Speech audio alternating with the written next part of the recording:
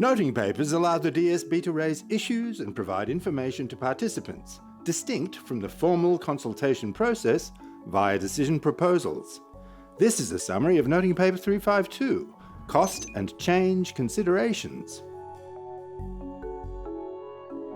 This summary follows the structure of the noting paper with a synopsis of the material under each heading.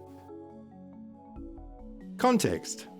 In 2023, Treasury commissioned an independent review of the cost of compliance with the Consumer Data Right and other participant concerns.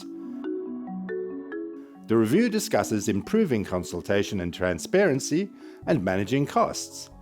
The Data Standards Chair has been consulting with the CDR community on the review suggestions, prioritising standards change proposals, limiting standards releases.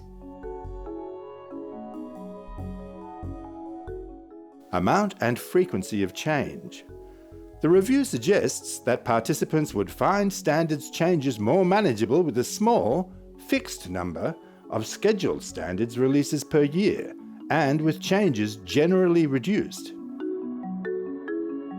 The Chair considered critical aspects of standards change: drivers for change, rationale, priority, implementation and benefit, governance of change, and setting of obligation dates, communication of change. 1. Driver for change, rationale articulation. The Data Standards Body's Standards Assessment Framework, or SAF, formalises the processes that inform the Chair's decisions. See Noting Papers 345 and 346. The stages of assessment are triage, rationale, implementation feasibility, net benefit, and decision.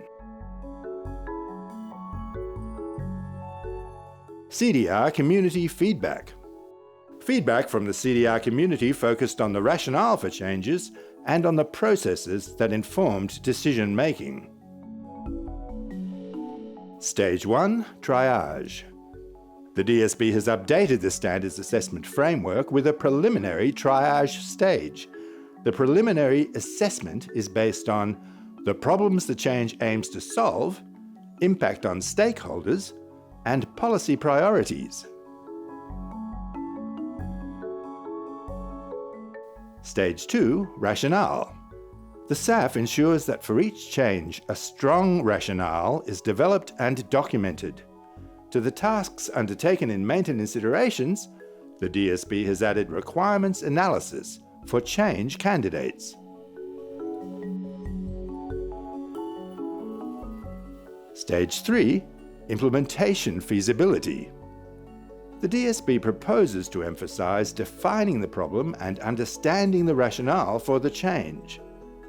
Publishing draft standards may provide an extended time to assess the impact of implementation. Stage 4, net benefit, and Stage 5, decision. The DSB, in consultation with participants, will weigh a change's net benefit against the value proposition, rationale, and implementation feasibility. The DSB will document this assessment process openly and transparently.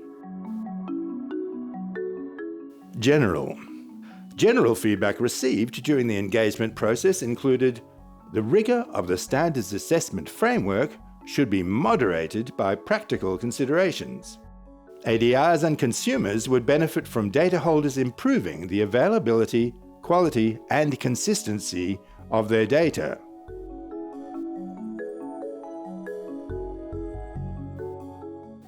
Business processes.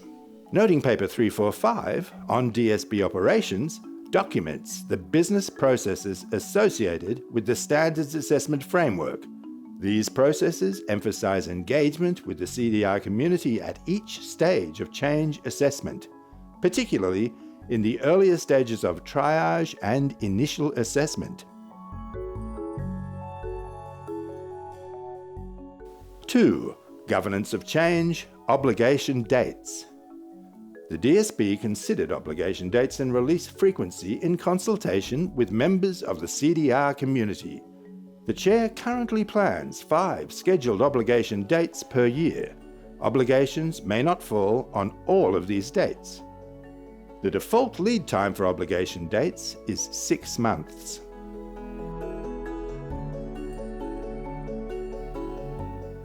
Three, communication of change, standards release. Releases occur for a variety of reasons and may occur with varying frequency. Introducing an obligation in a release requires a published decision of the Chair. A schedule of obligations is published with each release. Conclusion. NP 352 is presented for information only. No feedback is required. If you have an interest in these topics, refer to NP 352 and its attachments for more detail. Thank you for participating in the Consumer Data Standards.